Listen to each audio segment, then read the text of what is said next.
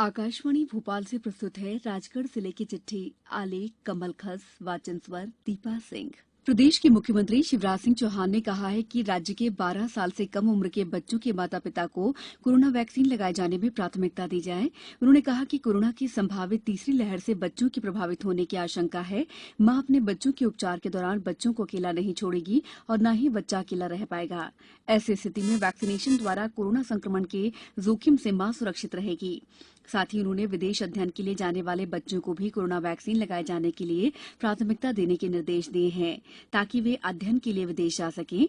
मुख्यमंत्री श्री चौहान ने आज वीडियो कॉन्फ्रेंसिंग के माध्यम से राज्य के सभी जिलों के संकट प्रबंधन समूह के सदस्यों से चर्चा की। प्रदेश में कोरोना संक्रमण की अद्यतन स्थिति की समीक्षा के दौरान उन्होंने कोरोना वायरस संक्रमण पर नियंत्रण रखने, कोरोना पॉजिटिव व्यक्तियों की कॉन्टैक्ट ट्रेसिंग सजगता से करने, किल कोरोना अभियान सतत रूप से चलाए जाने, अनलॉक की प्रक्रिया पर नजदीक से नजर रखने, लोगों को कोरोना संक्रमण से बचाने के लिए अनुकूल व्यवहार अपनी आदत में डालने, जन जागृति और टीकाकरण अभियान चलाने के निर्देश सभी को दिए। राजगढ़ कलेक्टर नीरज कुमार सिंह ने जिले के सभी अनुविभागीय अधिकारी राजस्व को निर्देशित किया है कि जिले में कोरोना संक्रमण दर समाप्त होने की ओर है। उनके क्षेत्र के अंतर्गत मिलने वाले नए कोरोना पॉजिटिव व्यक्तियों को कोविड केयर सेंटर या होम आइसोलेशन में रखें। उनके स्वास्थ्य की निगरानी हो, वे बाहर नहीं निकल पाएं ताकि कोरोना संक्रमण का फैलाव न हो पाए।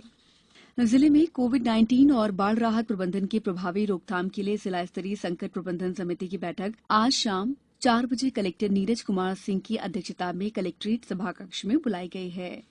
किसानों के हित में कोरोना संक्रमण की परिस्थितियों को ध्यान में रखते हुए किसान अपनी चने की उपज का उपार्जन केंद्रों पर समर्थन मूल्य पर विक्रय कर सके। इसके लिए रबी विपणन वर्ष 2021-22 में चना फसल के प्राइस सपोर्ट स्कीम के अंतर्गत उपार्जन की अंतिम तिथि 4 जून नियत की गई है। जिले के सभी किसान भाइयों से आग्रह किया गया है कि जिन किसानों द्वारा अपनी चना की उपज अभी तक समर्थन मूल्य पर विक्रय नहीं कर पाई गई है, ऐसे सभी पंजीकृत किसान अपनी उपज निर्धारित खरीदी केंद्र पर 4 जून 2021 तक विक्रय कर सकते हैं।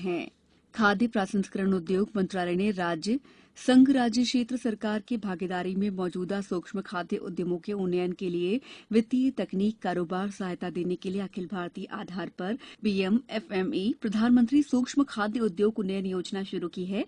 योजना का उद्देश्य मौजूदा सूक्ष्म खाद्य प्रसंस्करण उद्यमों के उन्नयन के लिए वित्तीय तकनीक और व्यवसायी सहायता प्रदान करना है और सूक्ष्म खाद्य प्रसंस्करण इकाइयों की क्षमता निर्माण और अनुसंधान पर विशेष ध्यान केंद्रित करना है। योजना को वर्ष 2020-21 से वर्ष 2024-25 तक 5 सालों के लिए लागू किया जाएगा।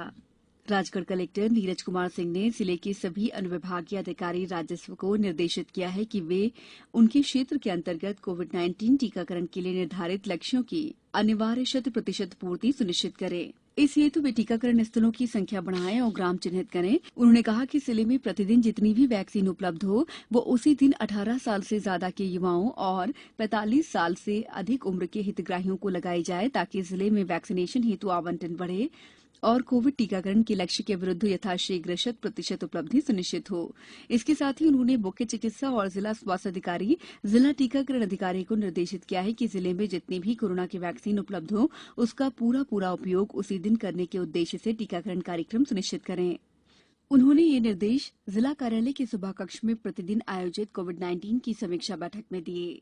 राज्य सरकार के निर्णय के अनुसार कोरोना संक्रमण के दौरान 1 मार्च से 30 जून तक अनाथ हुए देखरेख और संरक्षण की आवश्यकता वाले ऐसे बच्चे जिनके माता पिता दोनों या माता पिता में से किसी एक का पूर्व में निधन हो चुका है या अब दूसरे की कोविड-19 से या अन्य किसी भी कारण से 1 मार्च से 30 जून की अवधि में मृत्यु हुई है तो ऐसे बालकों को मुख्यमंत्री कोविड-19 बाल कल्याण योजना का लाभ दिया जाएगा। योजना के अंतर्गत ऐसे बच्चे जिनकी आयु 21 वर्ष या उससे कम है या स्नातक में अध्ययनरत रहने की स्थिति में 24 वर्ष या स्नातक पाठ्यक्रम की निर्धारित अवधि तक 5,000 रुपए प्रतिमाह प्रत्येक बाल हितग्राही को सहायता राशि प्रदान की जाएगी। साथ ही प्रत्येक बाल हितग्राही या उसके संरक्षक को राष्ट्रीय खाद्य सुरक्षा अधिनियम के अंतर्गत निःशुल्क मासिक राशन प्रदान किया जाएगा और बाल हितग्राही को निःशुल्क शिक्षा और उच्च शिक्षा भी प्रदान की जाएगी। जिले में कलेक्टर नीरज कुमार सिंह के निर्देश के अनुसार मुख्यमंत्री कोविड-19 बाल कल्याण योजना के अंतर्गत सभी आवेदन दस्तावेजों सहित योजना के लिए निर्मित पोर्टल पर प्राप्त किए गए हैं। आवेदन की प्रक्रिया निःशुल्क है। इस योजना के अंतर्गत जिले में ऐसे प्राप्त प्रकरणों में 11 प्रकरण स्वीकृत किए जाकर योजना का लाभ दिए जाने हेतु वरिष्ठ कार्यालय को प्रेषित किया गया है। जिले की चिट्ठी समाप्त हुई।